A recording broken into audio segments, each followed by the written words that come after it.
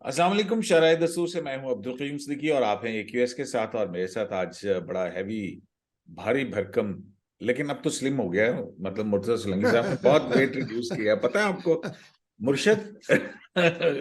और मेरे साथ हैं गुल बुखारी साहब। तो थैंक मुर्शद, यू। ये वजन क्यों कम हो गया है? इतना वजन क्यों कम कर रहे हैं आप? क्या मुर्शिद, चक्कर आपका चल अफेयर तो नहीं चल रहा? नहीं, मुर्शिद गरीब हो गया है, खाना कम खा रहा है। पक्की बात है, शक्ल से नहीं लग रहा। शक्ल शक्ल से से नहीं लग लग रहा। रहा है कि शक्ल शक्ल से से लग लग रहा रहा है है कि आपका खाना अफेयर कम चल खा रहा है। शक्ल नहीं, से लग बहुत। रहा है कि खाना कम खा रहा है तो वजन कम हो गया। अच्छा गुल, अभी चंद दिन पहले, मैं क्यों, काफी दिन के बाद मुलाकात हुई ना इनसे, हम तो स्क्रीन पे ही देख रहे थे हाँ। इनको। लेकिन जब हम्म। मैंने देखा, और पुराना वो, मेरी जब ये DG रेडियो थे, उस वक्त माशाल्लाह। क्या लहीम शहीम शख्सियत थी, और अब तो स्लिम वाह। स्मार्ट, बिल्कुल पतले दुबले है स्मार्ट। मैं आपको बता रही हूँ, चक्कर वही वाला है। मुर्शिद, ये ओ क्यों नहीं पाजी, प्रोग्राम शुरू करो। की होया तुहानू? प्रोग्राम प्रोग्राम ही तो हो रहे हैं। अच्छा। हम आपसे समझना चाहते हैं वो क्या था। पता नहीं किसके बारे में आपका इशारा है। मैं नहीं था। वो जो कुछ भी था, मैं नहीं था। चलिए, कौन था? आप नहीं थे, फिर वो लेकिन उस कौन वक्त था? फिर वो कौन था? हादसा था, गुजर गया होगा, किसके जाने की बात करते हो? ओए होए होए। आशियाने की बात करते हो, दिल जलाने की बात करते उफ उफ। गुल, आपकी बात ठीक है।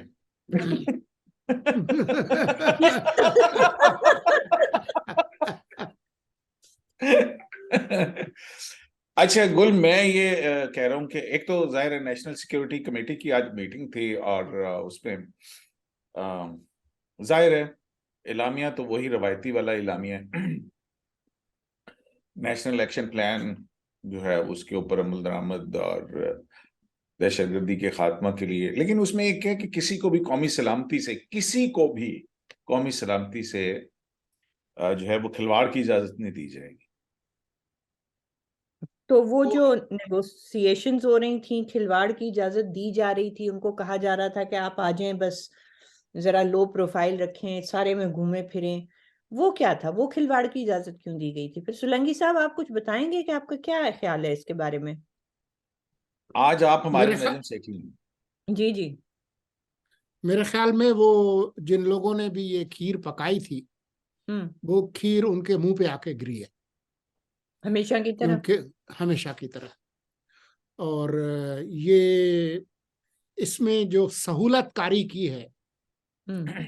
वो हमारे जो भूतपूर्व प्रधानमंत्री श्री इमरान खान और हम्म। उनके जो हमारी है, हाँ। उन्होंने उसमें सहूलतकारी की। और हमारे जो राष्ट्रपति हैं आरिफ अलवी साहब, वो भी उसमें शरीक थे। तो ये जो 1 पेज, जो एक सफ़े का बयानिया जाते जाते जो जख्म देकर गया है, उनमें से एक जख्म जो है वो ये भी है, जिसको अभी हम इन नेशनल सिक्योरिटी कमेटी के काबीना के इजलास में उनको जरा चाटने की कोशिश कर रहे हैं। सुलंगी क्योंकि साहब, जी। जी जी sorry, I didn't mean to interrupt you, मेरा ख्याल था आपकी जी, बात करेंगे। नहीं, क्या जो ये जो हुआ, ये दुरुस्त है कि उस वक्त जो पेशावर के जो कोर कमांडर थे और साबिक DGI फैज हमीद साहब, उन्होंने इसमें एक अहम कलीदी किरदार अदा किया। लेकिन जाहिर है जो लीडरशिप है या थी उस वक्त की, ख़ासतौर पर जनरल बाजवा, अगर वो इसमें कोई टांग अड़ाते या उसमें रुकावट बनते तो ये मुमकिन नहीं होता। ये दुरुस्त है कि जब फैज़ हमीद साहब सरीना काबुल गए और चाय मज़ेदार थी वाला वाक़या रूनमा हुआ, तो उसके बाद यहाँ पर बाजवा साहब ने पार्लिमान के जो बंद कमरे का इजलास था, उसमें उन्होंने कहा कि ये इन्होंने ठीक नहीं किया। तो वो ये सारी चीज़ें ठीक है, लेकिन असल बात ये है कि ये उनकी मर्जी के बगैर नहीं हुआ।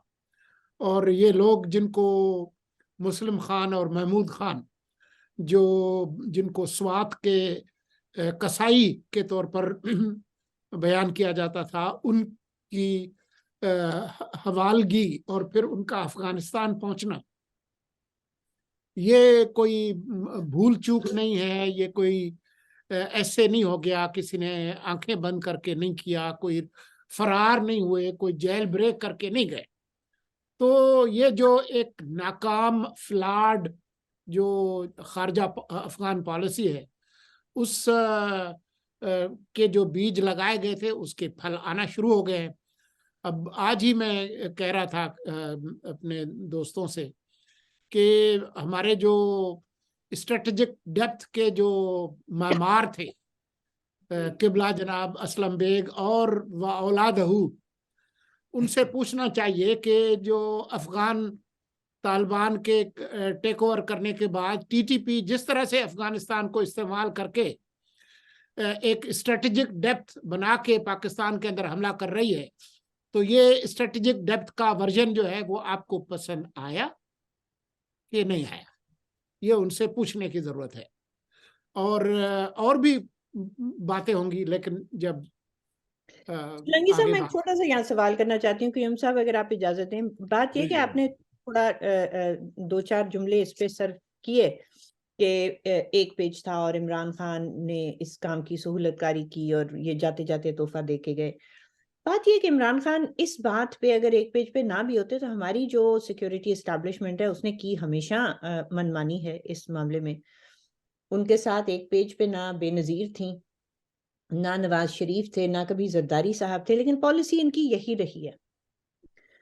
तो Imran Khan, would you agree और नॉट? और देखें कितनी दफा डीलें की हैं और फिर कितनी दफा ऑपरेशंस किए हैं। डील की जाती है, उनको आबाद किया जाता है, उनको टाइम दिया जाता है रीग्रुप करने के लिए, और फिर उसके बाद एक ऑपरेशन होता है। We've seen this cycle over and over and over again. और दूसरी बात मैं आपसे पूछना चाहूंगी, ये मेरा ख्याल है आपने आपने काफी सॉफ्टली बात की है कि अगर बाजवा साहब की मर्जी ना होती, मेरे तो ख्याल में फैज साहब जो जो कुछ करके गए हैं, चाहे वो इलेक्शन के हवाले से था, चाहे वो मीडिया की गला घोटना था, जबान बंदियों के मुख्तलिफ तरीके थे, चाहे वो ये तालिबान पॉलिसी, वो तो बाजवा साहब के ही ऑर्डर्स कैरी आउट कर रहे थे, अपनी तो कोई पॉलिसी नहीं चला रहे थे ना। एक बंदा ऐसे तो नहीं होता। और अभी वो जो जावेद चौधरी ने अपने कॉलम में इंकिशाफ कर दिया जी जी, कि बताइएगा इमरान प्लीज। खान साहब को जो अदालती एनआरओ लेके दिया गया, जी जी, और वो जिसमें जहांगीर तरीन और साकिब निसार साहब और सारा वो, उसमें फैज हमीद साहब ने एक हाँ, किरदार अदा किया और वो जाके उन्होंने उस प्लान को एग्जीक्यूट किया बेसिकली। हम्म, तो मैं आपकी बात से इत्तेफाक करता हूँ गुल, जी। कि जो अफगान पॉलिसी है तारीखी तौर पर भी हम्म। वो इवन इस्लामाबाद में नहीं बनती, जी, इवन इस्लामाबाद में नहीं कश्मीर बनती। जो शाहराह दस्तूर जो है, जिसका अक्सर हमारे दोस्त जिक्र करते हैं, अब्दुल कयूम सिद्दीकी साहब, तो उसी शाहराह दस्तूर पर एक जो साबिक शहरजाद होटल है, वहां भी नहीं बनती। तो लेकिन ये एक हसीन इत्तेफाक जरूर था कि ये जो पॉलिसी थी अफगान पॉलिसी, इसके बहुत बड़े हामी इमरान खान थे। ये वही थे जिन्होंने जो पहले भी कहते थे कि जी इनके लिए दफ्तर खोलें। ये वही खान साहब थे जिन्होंने कहा कि इनको मदद करें। ये वही थे जिन्होंने कहा कि इन्होंने गुलामी की जंजीरें तोड़ी हैं। तो ये एक हसीन इत्तेफाक था कि इस मामले पर इस्लामाबाद और रावलपिंडी के दरमियान कोई इख्तलाफ नहीं था। Yes, I think that is a very accurate way of putting it. बात यह है कि करते वो वही हैं जो उनकी मर्जी है, लेकिन पहले हमेशा प्राइम मिनिस्टर्स के साथ इख्तलाफ होता था, इस दफा इख्तलाफ नहीं था। और दूसरे, इंडिया पॉलिसी भी वही बनाते हैं। और इमरान खान साहब, आपको याद है, कहते थे कि बस अल्लाह करे मोदी जीत जाए इलेक्शन, वो हमारे रिलेशनशिप के लिए बेस्ट होगा। फिर मोदी साहब जीते और फिर कश्मीर हड़प कर गए। तो ये सारा कुछ इस टीम की, ये एक टीम थी, बाजवा, फैज, वो क्या नाम है, वो क्या नाम था उस जज साहब का भी आपने नाम लिया? साकिब निसार। जी जी जी, वो उनको ऐसे ऐसे नाम बुलाए जाते हैं कि मुझे उनका असली नाम भूल जाता है। उनके जो तो दूसरे नाम है वो ज्यादा मशहूर है। जी बिल्कुल, और वो बहट से हम्म, गए हैं ना जहन में उनकी हरकत की वजह हम्म, से। है। बहरहाल वो तो सिर्फ बैक नहीं गए बाबा हैं, रहमते, बाबा हाँ, वो रहमते। सिर्फ वो सिर्फ बैक नहीं गए हैं, हमारी जो सियासत की जो बॉडी पॉलिटिक्स है उसके नासूर है।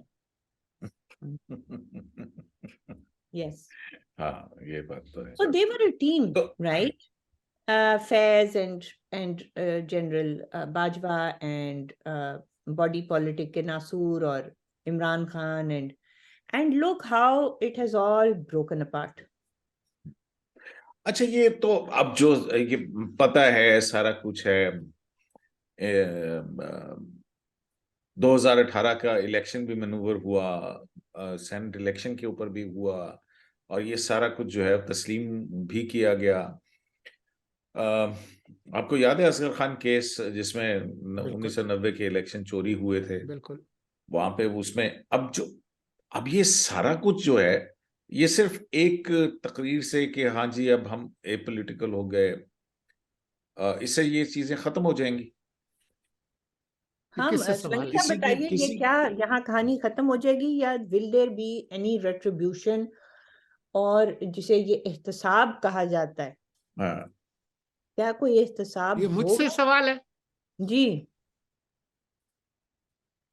मैं तो अक्सर कहता हूं कि इस्लामाबाद के शुमाल में जो मरगला की पहाड़ियां हैं वो भी गैर सियासी नहीं है, कोई भी चीज गैर सियासी नहीं है। हम्म यहाँ पर तो जो हमारे जो छोटे से जो क्लर्क होते हैं ना बेचारे, जो हर साल बजट के मौके पर आके पार्लियामान के सामने मुजाहरा करते हैं, उनकी भी छोटी सी सियासत है। जो फर्टिलाइजर वाले हैं, जो शुगर बैरन्स हैं, जो फार्मास्यूटिकल इंडस्ट्रीज हैं, जो किसान हैं, जो भी जो एक ग्रोह है, सहाफी है, वकला हैं, उनकी भी थोड़ी सी सियासत होती है।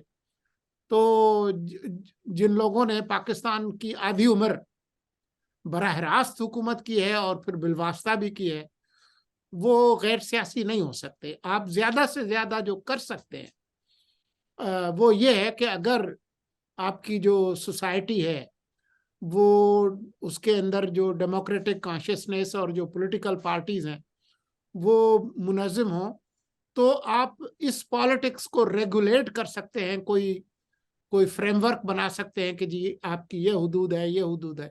उसके बावजूद भी जो डाडे लोग हैं वो उन हुदूद में रहते नहीं हैं। तारीख तो यही है। हम्म।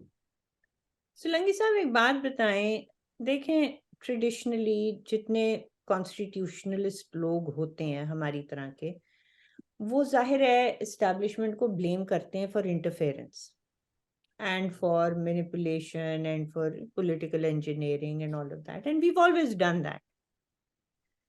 How much do you blame the politicians? Because ताली एक हाथ से नहीं बचती। क्या हमारे politicians weakness नहीं दिखा जाते, compliance नहीं दिखा जाते, appeasement नहीं दिखा जाते, आपस में लड़ लेते हैं, इत्तेहाद जब ये करते हैं तो ऐसा ये जब इत्तेहाद हुआ था 2010 में और 18वीं तरमीम आई थी, तो फौज को समझ नहीं था आया कि उसके साथ हुआ क्या है।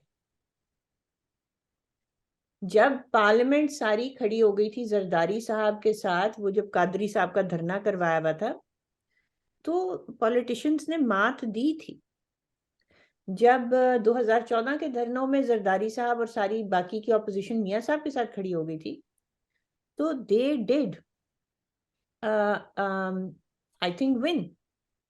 और ये जो लेटेस्ट एग्जाम्पल है नो कॉन्फिडेंस मोशन का, इसमें भी किसी ने किसी को 12-13 पार्टीज में से किसी ने किसी को धोखा नहीं दिया और इकट्ठे मिलके लड़े या चालें चली या जो करना था किया। देखिए, मेरी आपसे एक सवाल थोड़ा सा लंबा हो रहा है, मतलब एक तो ये बात कि should we not also blame the politicians जब वो वीकनेस दिखाते हैं, जब वो हमूद रहमान कमीशन रिपोर्ट नहीं खोलते, उसकी जगह वो वॉर क्रिमिनल्स को अच्छी अच्छी पोस्टें दे देते हैं। अच्छा, सॉरी, मेरे मेरे जहन से एक जो लास्ट पॉइंट था वो निकल गया, वो आएगा तो मैं बात कर लूंगी। आप लेकिन इसके ऊपर अब तबसरा बुनियादी चीज कीजिए वही आ गई कि हाउ पॉलिटिशियंस मच कितने जिम्मेदार। Responsible we should hold the politicians also, because हाँ, जो कू होता है वो मुझे नहीं लगता कि वो गन पॉइंट पे होता है। मियां साहब की छाती पे जब रखी थी पिस्तौल, तो क्या हुआ था? उन्होंने कहा था चला दो गोली, नहीं कुछ हो सका ना। सो देर इज समथिंग एल्स, जो वीकनेसेस होती हैं, जो कमजोरियां होती हैं, जो पार्लियामेंट को आप मजबूत नहीं करते, जो आप अपीजमेंट करते रहते हैं, आप उनके बंदे सेनेट में पैक करते रहते हैं इधर उधर पैक। आप बताइएगा कि ये जो हमारी किस्मत फूटी हुई है, इसमें पॉलिटिशियंस का कितना कसूर है? इस्टेब्लिशमेंट को तो हम बोलते ही रहते हैं। मेरे ख्याल में कसूर जो है ना, वो बहुत हल्का लफ्ज है। मेरे ख्याल में वो वही करते हैं जो उनकी अपनी तबकाती ज़रूरत और मफादात है।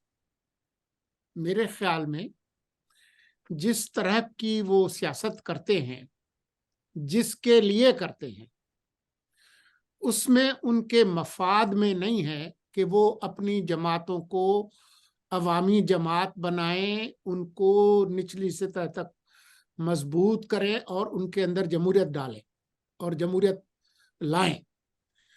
तो वो अपने कैरेक्टर के अंदर ही एक एक हद तक या बड़ी हद तक एंटी पीपल, अवाम मुखालिफ जमातें, उनके मफादात और अवाम के मफादात एक नहीं है।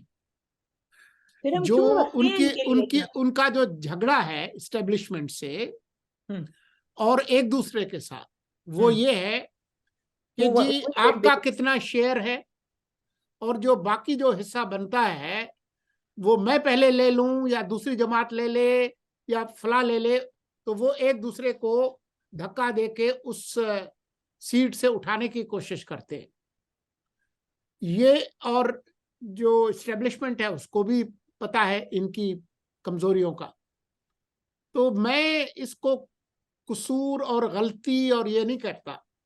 ये जो समझौते हैं जो किए जाते हैं, उनको पता है कि वो अगर समझौते ना करें तो उनके पास वो ताकत नहीं है। इमरान खान के पास भी नहीं, किसी के पास भी नहीं है। तो और वो ताकत बनाना भी नहीं चाहते। तो ये है पाकिस्तान की सियासत का जो dilemma. Is there a way out that we ever move towards a, sorry, Qayyum साहब? हाँ, नहीं अब तो ये अब जिस क्वैगमेर में हम फंस गए हुए हैं, ये जो अजीब सा मतलब कान जो है वो इधर से किसी ने पकड़ लिया, वो एक अजीब सी उलझाव के अंदर अब हम चले गए हैं, जो एक दूसरे के साथ बांध दिया। दोनों तरफ से मैं ही खेल रहा था। अम, आज महंगाई की जिम्मेदारी भी जो है वो इलेक्टेड गवर्नमेंट के ऊपर है। और अब जब ये केपीके के अंदर जो हालात खराब हो रहे हैं, और कितने अरसे से खराब हो रहे हैं, ये आज की बात तो नहीं है। वहां के वज़रा जो हैं वो भत्ता दे रहे थे, तो दे रहे हैं। दे रहे और हैं। जो बावर करा रहे थे 3 साल से, वो जेल में हैं। हाँ अली वजीर ना। बिल्कुल। तो मोहसिन भी रहे, हाँ, ईसीएल पे हैं। तो ये अब ये सारी चीज जब हम सियासी अदम इस्तेहकाम, मुआशी अदम इस्तेहकाम, दहशतगर्दी जो है वो दोबारा बढ़ रही है। अभी फिर दोबारा नेशनल सिक्योरिटी कमेटी की मीटिंग फिर 2 जनवरी को भी होनी है। बिल्कुल होंगे। तो जा तो किस तरफ रहे हैं, क्योंकि कुछ बातें ये भी आ रही थी सामने कि शायद केपी के जो है उसमें कुछ आर्टिकल 232 से 237 तक के जो अब इमरजेंसी की बातें, प्रोविजंस ये हैं। ये अगर ऑपरेशन लॉन्च होता है वहां पे, तो कैसे ये सारी चीजें होंगी? ऑपरेशन आपको नजर आ रहा है या बिल्कुल मुख्तलिफ अंदाज के अंदर होंगी ये चीजें?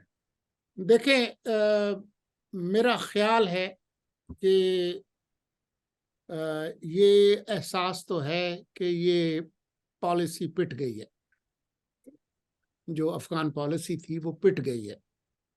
ना आप अफगान तालिबान को खुश रख सकते हैं, ना आप टीटीपी को मुज़ाकरात के नतीजे में उसका कोई हल निकाल सकते हैं। ना पहले निकला है, ना आइंदा निकलेगा। तो सिवाय मिलिट्री ऑपरेशन के और तो कोई आपको हल नहीं होगा। लेकिन वो किन हालात में होगा? ऐसे वक्त में जबकि एक तालिबान की एक हामी हुकूमत पेशावर में बैठी हुई है, और साथ ही ये कि वो एक गवर्नमेंट है, बहरहाल प्रोविंशियल गवर्नमेंट, वो अगर आपके साथ नहीं खड़ी होती तो आप कैसे करेंगे?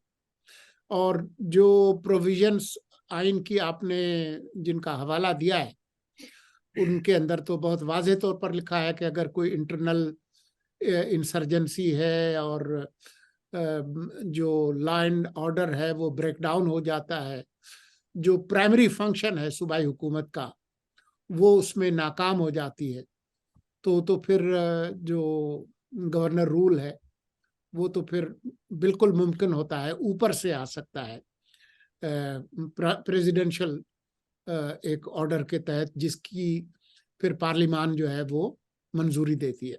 तो ये बात मुमकिन तो है। मुझे नहीं पता कि उस वक्त तक मामला जाएंगे या नहीं जाएंगे। लेकिन असल जो बात है वो ये है कि दुनिया के अंदर कोई भी जो काउंटर टेररिज्म ऑपरेशंस हैं वो सिर्फ मिलिट्री माइट से तो कामयाब होते नहीं, जब तक अवाम आपके साथ ना हो। तो अवाम के अंदर, ख़ासतौर पर खैबर पख्तूनख्वा के अवाम के अंदर जो एतमाद का जो खसारा है, उसको पूरा किए बगैर आपके ऑपरेशन कैसे कामयाब होंगे? मेरे पास उस सवाल का जवाब नहीं है।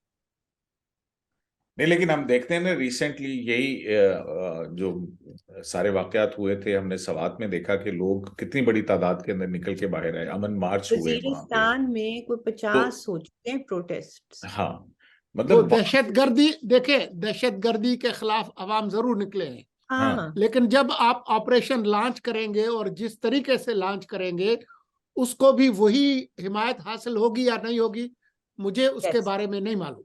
हाँ, दैट क्योंकि डिपेंड्स ऑन द उस ऑपरेशन ऑपरेशन के बिकॉज नतीजे के अंदर जो ज्यादतियां, वो जो कोलेटरल डैमेज जिसको कहते हैं, नहीं वो नहीं, लाखों लोग जो घरों से नहीं निकाले गए, आईडीपी, ऑपरेशन जो मालाकन स्वात, और उनके जो मसाइल हैं वो लोग अभी तक जो है वो और कानों फिर को हाथ लगा रहे हैं। और फिर ऐसी सूरत में एक दिगरगू मैशियत के साथ। हाँ, बिल्कुल। दिगर गुण से ज्यादा आप मतलब ये बातें हों कि जी आप डिफॉल्ट के दहाने पे खड़े। हाँ, मेरा ख्याल है जिस तरह के प्रीवियस ऑपरेशंस होते रहे हैं, एक तो मतलब उसके दो फैसेट्स बताए जाते हैं कि जी, एक ये फैसेट बताया जाता है कि हमने कामयाबी से रद्दुल फसाद किया, फलाना किया, यू नो। और जो वहां के पश्तून है वो कहते हैं भाई हमारे घरों को मसमार किया, हमारे स्कूलों को, हमारी मार्केटों को, आम लोगों के ऊपर कारपेट बॉम्बिंग हो गई। और जब लोग पॉइंट करते थे कि जी वहां से फायर आता है, वहां है तालिबान, तो ये दूसरी तरफ होता था, उनको मौका दे दिया जाता था भागने का। बहरहाल उनको भगाया शिगाया, वहां से निकाला, मारा मुरा कोई नहीं, मरे तो आम लोग मरे। बिल्कुल। उनकी अमलाक आज तक, वो तूरी ट्राइब है कुरम में, मतलब हाँ, लोगों की जगह उनको वापस नहीं हुई, वो अभी तक बेघर बैठे हैं। मंजूर पश्तीन से आप बात करें ना, तो मतलब जाओ अगर किसी उसमें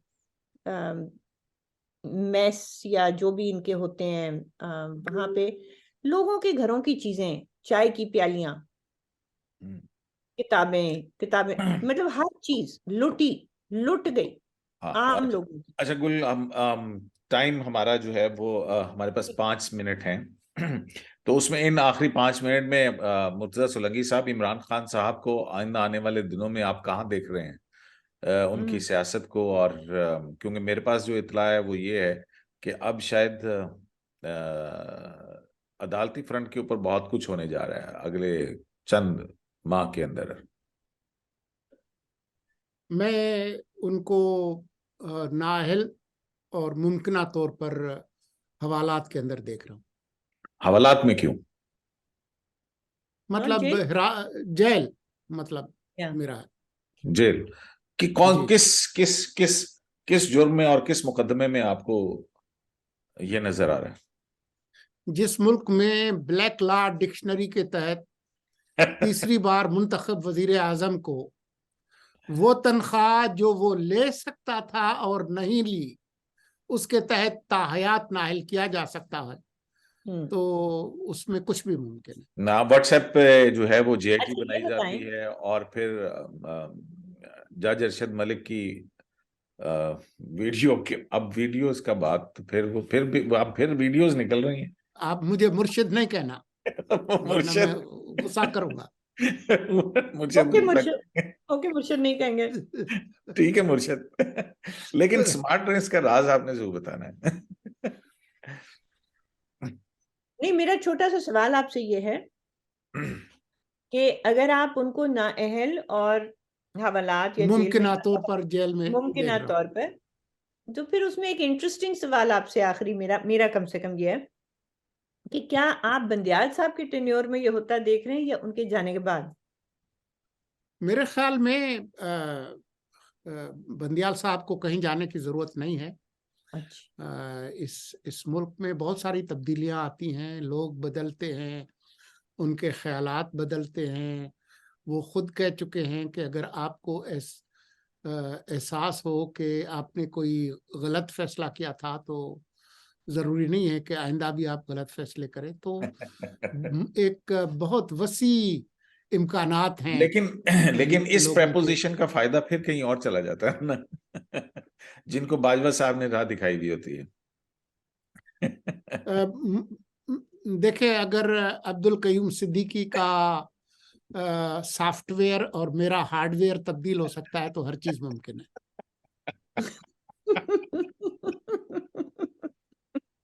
बहरहाल आजकल तो वो ग्वादर गए हुए हैं, सुना ट्रेन पे गए हैं, ट्रेन बजरिया ट्रेन जो है वो ग्वादर विजिट के लिए छुट्टियों पे 2 फरवरी से वापस आ जाएंगे वो तो। इंशाल्लाह। हाँ जी। लेकिन एक वो नया कट्टा भी तो खुल गया है ना, वो जो इमरान खान साहब को सादिक और अमीन करार देने वाला बेंच है, उसमें ये जी भी तो शामिल थे। जी बिल्कुल। ठीक है। 3 जज थे मेरे ख्याल में। जी हाँ, साकिब निसार साहब, उमर अता बंदयाल साहब और फैसल अरब साहब। जी जी। 2 तो रिटायर हो गए हैं। मेरा तो ख्याल है कि अब ये जो पैनामा के हवाले से और जिस तरह से मुकदमात चले हैं, और ये इमरान खान साहब का मुकदमा, इसमें जो जो जज साहिबान इन फैसलों में शामिल थे उनको निकाल के और एक फुल कोर्ट बनना चाहिए जो इन फैसलों को खंगाले कि इनके अंदर क्या हुआ। मैं आपसे शायद ये इत्तेफाक हो, करता हूँ। ना, शायद ये हो। मैं आपसे इत्तेफाक करता हूँ। चलें जी, इस इत्तफाकी नोट के ऊपर मुर्शिद से इजाजत लें। इजाजत लें, और सुलंगी साहब, हमें आपने वक्त देते रहना है इंशाल्लाह। इंशाल्लाह। ओके जी, आप दोनों, आप आपका बहुत बहुत शुक्रिया। और थैंक यू। आप अब आपको हमारा प्रोग्राम कैसा लगा, और ये दोनों गेस्ट जाहिर है बहुत बड़े बड़े लोग हैं, तो अपना फीडबैक जरूर दीजिएगा। अल्लाह निगहबान। Thank you.